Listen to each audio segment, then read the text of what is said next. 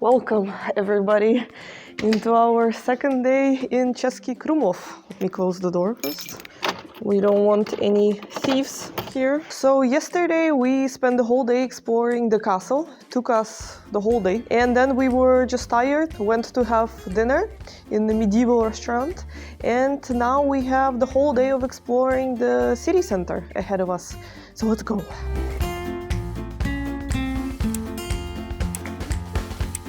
Český Krumlov comes from German crooked meadow because of its shape created by multiple river bends. This gives this town unbelievable picturesqueness. Some people never even see Český Krumlov with their own eyes, only through their phone and camera lenses. Speaking of taking pictures, I just remembered that there is a viewpoint that I like just around the corner, so we can go check it out.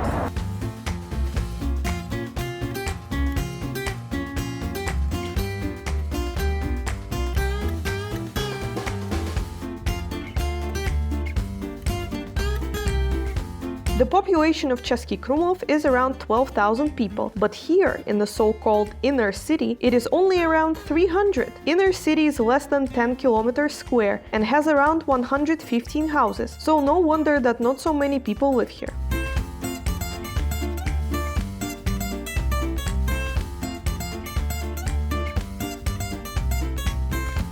Okay, so yesterday we had the opportunity to chat with some locals here and we found out kind of what the situation is with the city and tourism. They told us that usually they get around 2 million tourists per year, which is quite a lot for such a small city. And of course it's mainly people from nearby countries like Germany, Austria. Yesterday we randomly met Václav's Austrian friend on the street because she came here for a public holiday just for one day. And of course a lot of Koreans come here. When we opened our guest book in a hotel, it was just covered in Korean letters because they just love it here. It's very pretty. The lady, the owner of the hotel, told us that normally she has trouble moving through the streets, especially on the weekend, but nowadays, yeah, they don't have as many people. You probably saw it, right, by our shots that the streets are pretty much empty. In the time when not so many people come here to visit, you can still see that Český Krumlov is a real town and not a Potemkin's village. Our plan for today is pretty simple. We will be just exploring the city center. We'll try to visit the Church of St. Vitus. I've never been inside, so I'm very curious. And also the gallery of Egon Schiele, which I have been before and I liked it. So I hope we can film something for you inside and show you around. So let's go.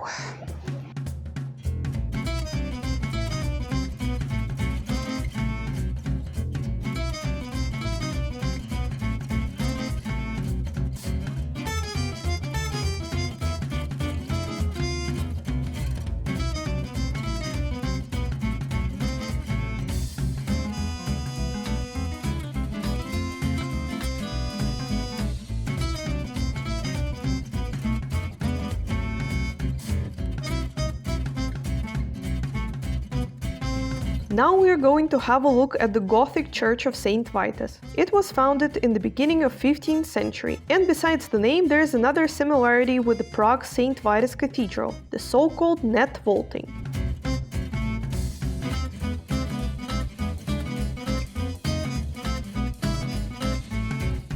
This church used to be a burial place for Rosenbergs and Schwarzenbergs. The latter had their hearts buried here in the chapel. Creepy. Alright, let's go somewhere else.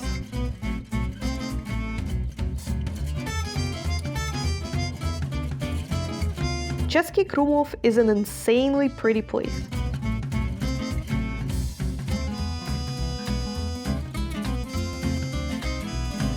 This vodník has seen better days.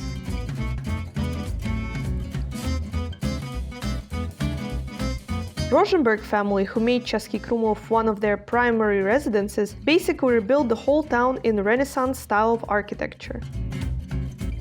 That is perhaps why when you walk around here you have a feeling like you're in some small town in Italy. Antonin of Padua looks like he's abducting a child.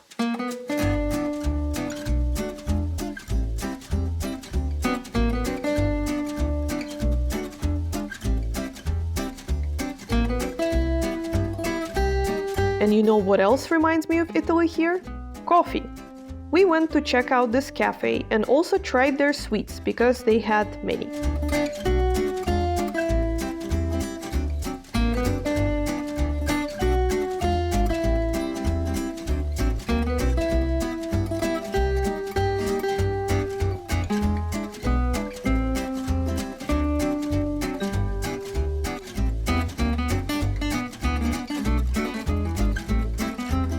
And of course, we had to visit the main square of the inner city that had a surprise for us.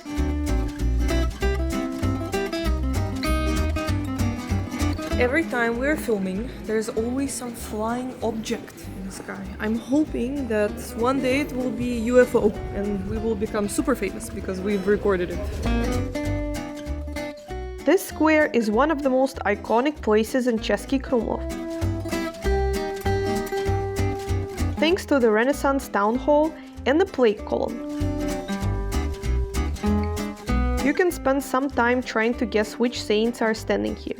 If you know any saints, of course.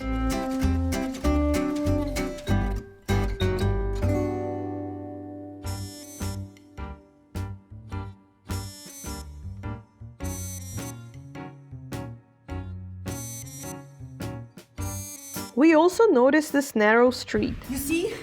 I cannot even fit in there. That's how thin it is, the street.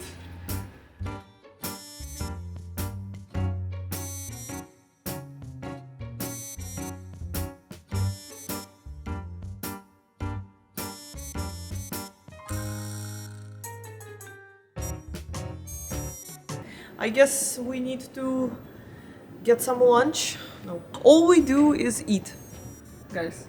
That's what you do in Český Krumlov. You look at beautiful buildings and you stuff yourself. Okay, we are continuing to eat our way through Český Krumlov.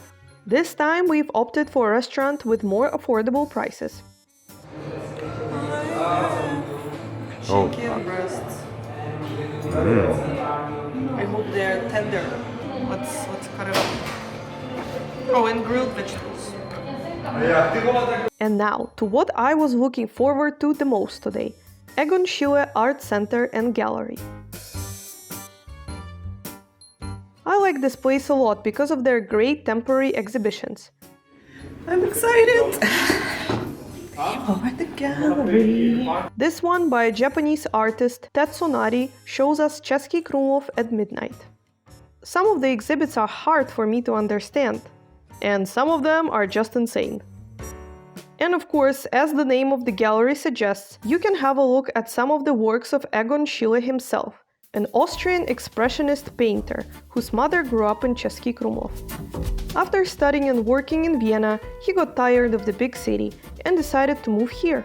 He made many beautiful landscapes and cityscapes of Český Krumlov, but he is most famous for his nude portraits of young, well, sometimes even underaged women that are still very provocative even today, so I cannot show you them here. While in Český Krumlov, Schiele got himself in trouble for his unconventional lifestyle that he was not trying to hide. Let's just say he had many models in his studio. He was drawing a nude portrait of a teenage girl in his garden one day, when she got recognized and her father found out. Yeah, obviously the girl's father didn't care that Schiele was a talented artist, and they kicked him out of Český Krumlov. So it is in a way ironic that a man who was labeled a debaucher and a seducer of young women here now has a freaking art gallery named after him. What do you guys think about this? Do you separate art from the artist? Let me know in the comments. Okay, so we are done with the gallery, and some of the exhibitions are pretty crazy. Looks like the artist is doing a lot of mushrooms. One painting was even called mushroom picking, so I think it was like a big hint for all of us what was the inspiration. And it's dinner time. We're going to Saigon, Asian cuisine that I've started to miss on this trip. We're going for tofu curry and bento box. Now we are in food coma, but it's time to see Český Krumlov at night.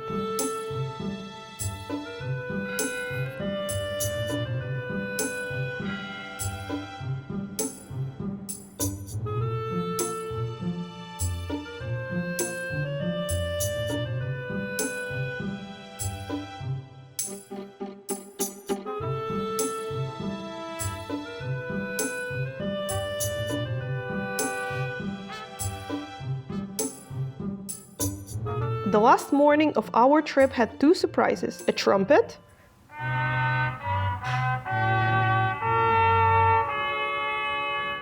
and a fog.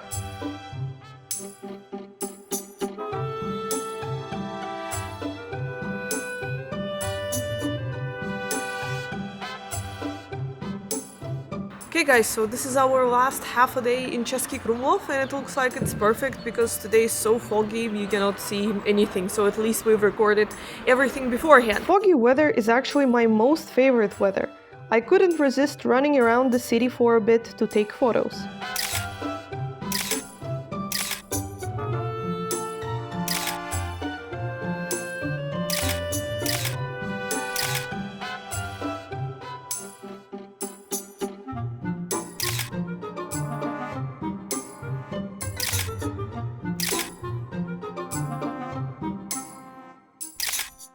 And now we have just a couple of hours to walk around, drink some more coffee, and shop for souvenirs.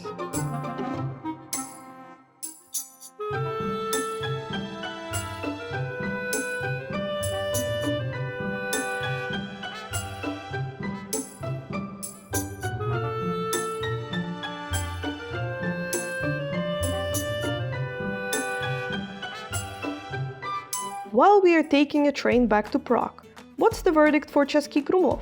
Can you stay here for 72 hours without being bored? Yes! In fact, 72 hours is barely enough to see everything. I haven't even made it to some places, like the beautiful Baroque Theater, the other side of the river. I also wanted to do kayaking, but it's winter, so I would freeze. There's so many things you can do here, even off the tourist season. I've also traveled here before in Christmas and it was beautiful.